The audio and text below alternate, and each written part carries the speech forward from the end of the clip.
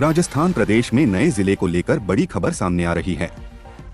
प्रदेश सरकार ने एक बार फिर प्रदेश में प्रशासनिक इकाइयों के पुनर्गठन की समीक्षा के लिए राज्य प्रशासनिक इकाई गठित की है। राज्य प्रशासनिक इकाई के पुनर्गठन के साथ ही प्रदेश में अनूपगढ़ को एक बार फिर जिला बनाए जाने की संभावनाओं ने जोर पकड़ लिया है।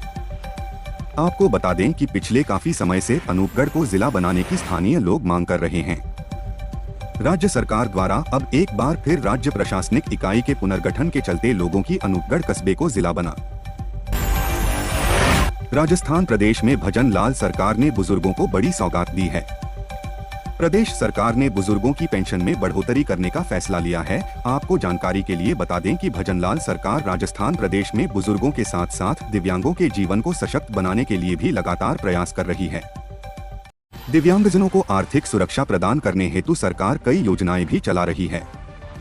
प्रदेश सरकार ने अब बुजुर्गों की पेंशन में बदलाव करने का फैसला लिया है। प्रदेश सरकार की फैसले से राज्य के लाखों वृद्धजनों को इसका।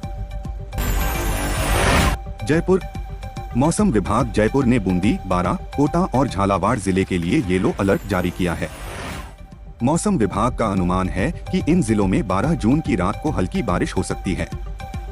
आईएमडी ने अपने अनुमान में बताया है कि इन जिलों में 30 से 40 किलोमीटर प्रति घंटे के रफ्तार से तेज सतही हवा चल सकती है। इस दौरान मेघ गर्जना के साथ हल्की बारिश की संभावना है। मौसम विभाग ने आमजन से मेघ गर्जन के समय सुरक्षित स्थान में शरण लेने की सलाह दी है। मौसम विभाग ने कहा कि बिजली कड़कने के दौरान अपने घरों से इलेक्ट्रिक प्लग निकाल। राजस्थान के जोधपुर में स्टेट मोटर गैराज वाहन चालक यूनियन की जमीन पर वर्षों से काबिज दुकानदारों पर हाई कोर्ट के आदेश के बाद मंगलवार को स्टेट मोटर गैराज के अधिकारियों ने नगर निगम के साथ अतिक्रमण हटाने की कार्रवाई की। रातानाडा चौराहे पर भारी पुलिस जाब्ते के साथ निगम दस्ते ने 8 दुकानों को ध्वस्त किया। हालांकि कार्रवाई के दौरान ही दुकानदार कोर्ट पहुंचे तो कोर्ट ने निगम को आदेशित किया कार्रवाई जहां तक हुई वहां रोक दें। दुकानदारों को सामान निकालने का समय दिया। कोर्ट में इस मामले की सुनवाई बुधवार को होगी। राजस्थान के लोगों के लिए अच्छी खबर सामने आ रही है। बता दें कि प्रदेश में विकास की अब नई लहर दौड़ रही है। प्रदेश में अलग अलग परियोजनाओं से अब गति के साथ कनेक्टिविटी भी बढ़ेगी। गडकरी ने 6,500 करोड़ रुपए की लागत से बनाए जाने वाले 110 किलोमीटर लंबे उत्तर जयपुर रिंग रोड को मंजूरी देने की घोषणा की। यह रिंग रोड क्षेत्र के विकास में महत्वपूर्ण भूमिका निभाएगी। गडकरी ने कहा कि सड़कों के निर्माण के बाद जमीन की कीमत 5 गुना बढ़ जाती है। उन्होंने राजस्थान सरकार से जयपुर विकास प्राधिकरण के सहयोग से नया जयपुर। जागरण संवाददाता मैनपुरी। बढ़ते तापमान के आगे बिजली विभाग के दावे औंधे मुंह गिर रहे हैं। सप्लाई केबल फूंक रही हैं, तो कहीं एबीसी केबल जलकर टूट रही हैं।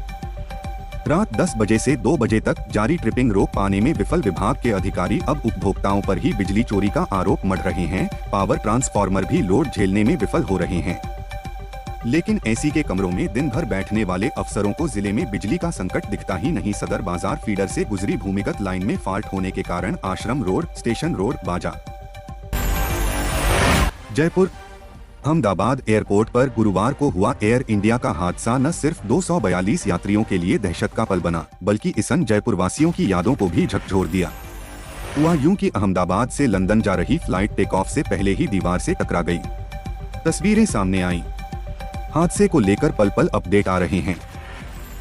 हादसे में क्या क्या नुकसान हुआ, इसकी तस्वीर भी सामने आ रही है। लेकिन इस हादसे ने जयपुर में हुई घटना की याद दिला दी है। इस ताज़ा घटना ने जयपुर एयरपोर्ट पर 7 साल पहले हुए एक ऐसे ही सनसनीखेज घटना की याद दिला। सिरोही आबू रोड। आजादी के 78 साल बाद सिरोही जिला मुख्यालय का रेल सेवा से जुड़ने का सपना जल्द पूरा होगा। केंद्र सरकार ने राज्य के आदिवासी बहुल क्षेत्र में रेल संपर्क को मजबूत बनाने व सिरोही जिला मुख्यालय को रेल सेवा से जोड़ने के लिए 9 जून को मारवाड़, बागरा, जालोर, सिरोही स्वरूपगंज 96 किलोमीटर नई रेल लाइन के लिए फाइनल लोकेशन सर्वे के लिए स्वीकृति प्रदान कर दी। रेल मंत्री ने इसकी घोषणा की। सर्वे के बाद डीपीआर तैयार की जाएगी। ऐसे में सब कुछ ठीक रहा तो आगामी समय में सिरोही शहर में भी इंजन की सिटी। राजस्थान की राजधानी जयपुर में इन दिनों एक अलग ही तरह की लहर चल रही है। गिव अप अभियान की, जहां लोग मुफ्त में मिलने वाले गेहूं का लाभ लेने से खुद ही पीछे हट रहे हैं। चौंकाने वाली बात यह है कि जयपुर जिले में अब तक 1,88,255 अपात्र लोगों ने स्वयं को राष्ट्रीय खाद्य सुरक्षा योजना से बाहर करवा लिया है। जबकि प्रशासन की ओर से इस संख्या को और बढ़ाने के लिए लगातार रात्रि चौपालों और जन सुनवाइयों का सहारा लिया जा रहा है। जयपुर जिला कलेक्टर डॉक्टर जितेंद्र कुमार सोनी खुद इस अभियान की मॉनिटरिंग कर रहे हैं।